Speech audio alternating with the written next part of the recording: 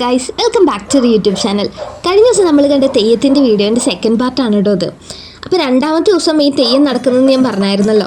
അപ്പോൾ ഇപ്പോൾ നടക്കുന്ന കുട്ടിച്ചാത്തൻ്റെ വെള്ളാട്ടാണ് കേട്ടോ. ഒരു അമ്പലത്തിൻ്റെ പുറകിൽ തെയ്യവും അതിൻ്റെ കൂടെ തന്നെ ചെഗ്വേരൊക്കെ ഉള്ളത് ഞങ്ങൾ ആദ്യമായിട്ട് കാണുക കേട്ടോ. വേറൊരു അമ്പലത്തിൽ ഇങ്ങനെ കണ്ടിട്ടില്ല. പക്ഷെ മൊത്തത്തിൽ കാണാൻ നല്ല രസമായിരുന്നു. ഇതൊക്കെ കാണണമെങ്കിൽ നമ്മുടെ വടക്കേ മലബാറിലോട്ട് തന്നെ പോകണമല്ലേ. കുട്ടിച്ചാത്തൻ്റെ വെള്ളാട്ടിന് ശേഷം കുട്ടിച്ചാത്തനെ അരങ്ങിലേക്ക് കൊണ്ടുപോകുന്ന ചടങ്ങാട്ടോ ഈ നടക്കുന്നത്.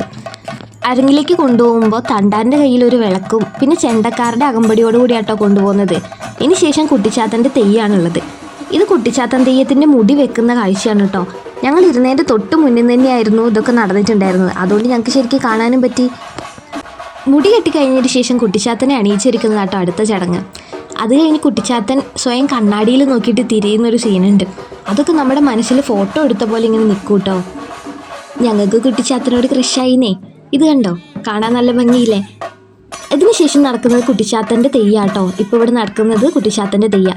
കുട്ടിച്ചാത്തൻ തെയ്യത്തിലൊരു തോറ്റം ഉണ്ട് കേട്ടോ. അത് കേൾക്കാൻ നല്ല രസമാണ്. ഈ തെയ്യം നടക്കുന്നതിൻ്റെ കൂടെ തന്നെ പൂക്കലശം വരവും ഉണ്ടായിരുന്നു കേട്ടോ. അതുകൊണ്ട് തന്നെ താഴത്തെ സൈഡിൽ നിന്ന് പൂക്കലശം വരവും മേലിൽ നിന്ന് കുട്ടിച്ചാത്തൻ്റെ തെയ്യമായിരുന്നു നടന്നിരുന്നത്.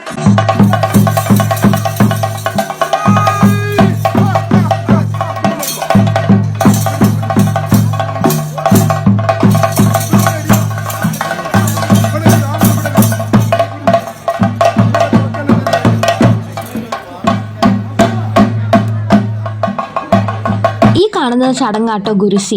ഇത് രണ്ടാമത്തെ ഗുരുസിയായിരുന്നു. കൊടുങ്ങല്ലൂർ ഭഗവതിയുടെ ഗുരുസി അങ്ങനെ എന്തോ ആണ് കേട്ടോ.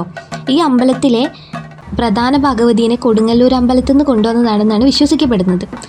അപ്പോൾ ഇവിടുന്ന് കോഴീനെ അറുത്ത് അതിൻ്റെ ചോരയൊക്കെ ഗുരുസി വെള്ളത്തിലാക്കിയിട്ട് നടക്കുന്ന ഒരു ചടങ്ങായിരുന്നു കേട്ടോ. മൊത്തം ഭയങ്കര സ്പിരിച്വലായിട്ട് നമുക്കിങ്ങനെ അനുഭവപ്പെടുമായിരുന്നു.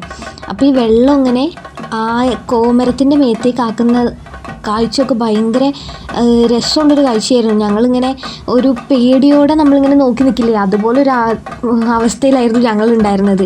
കാരണം ഇത് കഴിഞ്ഞ് കോമരത്തിൻ്റെ മേത്തേക്ക് ഭഗവതി കൂടിയിട്ടുള്ളൊരു കാഴ്ചയൊക്കെ ഉണ്ടായിരുന്നു.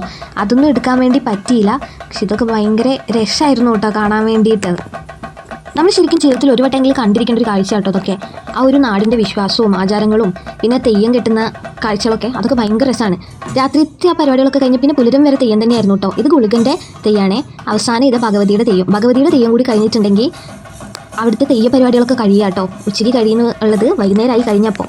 അപ്പം നമുക്കിനി തെയ്യമൊക്കെ അടുത്ത വർഷമേ കാണാൻ പറ്റുള്ളൂ. അപ്പോൾ അടുത്തൊക്കെ തെയ്യം ഉണ്ടെങ്കിൽ എല്ലാവരും പോയി കാണണം കേട്ടോ.